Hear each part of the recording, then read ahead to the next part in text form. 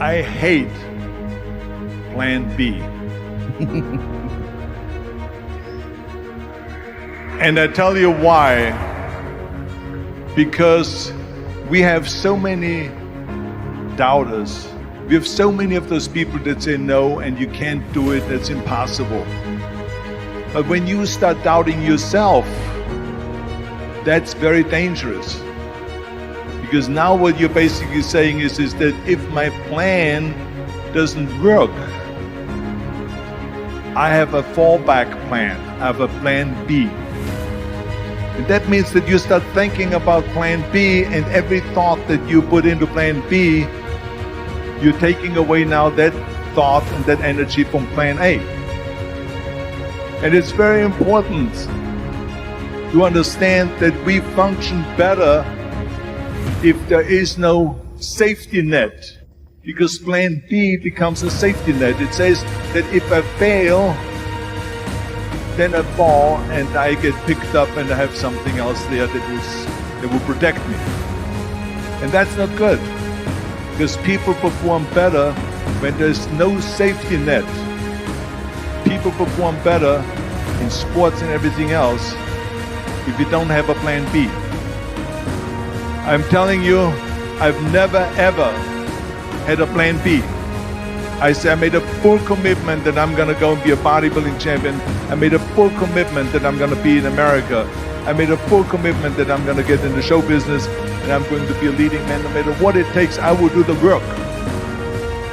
I will do the work over and over and over until I get it. The same was in politics and everything like that. So to me, it is very dangerous to have a plan B, because you're cutting yourself off from the chance of really succeeding. And the reason, one of the main reasons why people want to have a plan B is because they are worried about failing.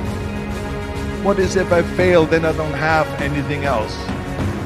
Well, let me tell you something, don't be afraid of failing, because there's nothing wrong with failing.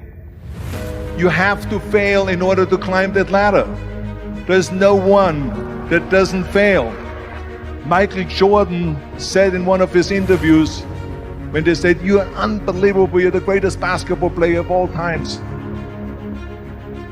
I mean, tell me about that. And he says, well, you just mentioned the successes.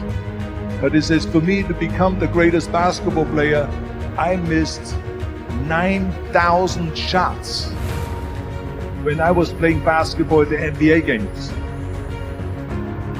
So during these games that he was so successful, he missed 9,000 shots. Does it make him a failure? No.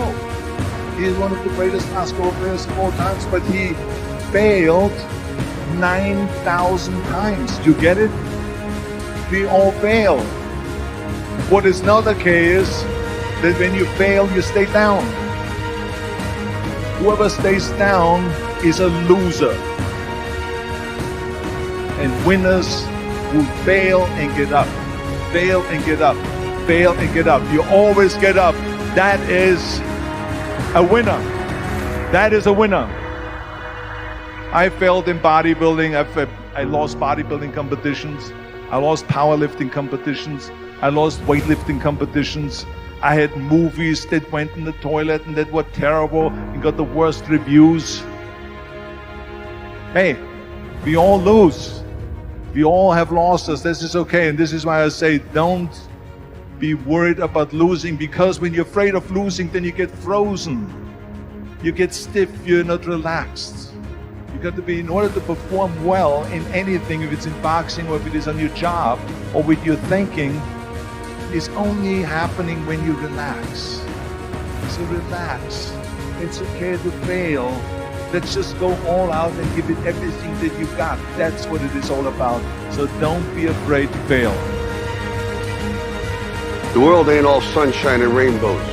It's a very mean and nasty place, and I don't care how tough you are, it will beat you to your knees and keep you there permanently if you let it. You, me, or nobody is gonna hit as hard as life. But it ain't about how hard you hit. It's about how hard you can get hit and keep moving forward. How much you can take and keep moving forward. That's how winning is done.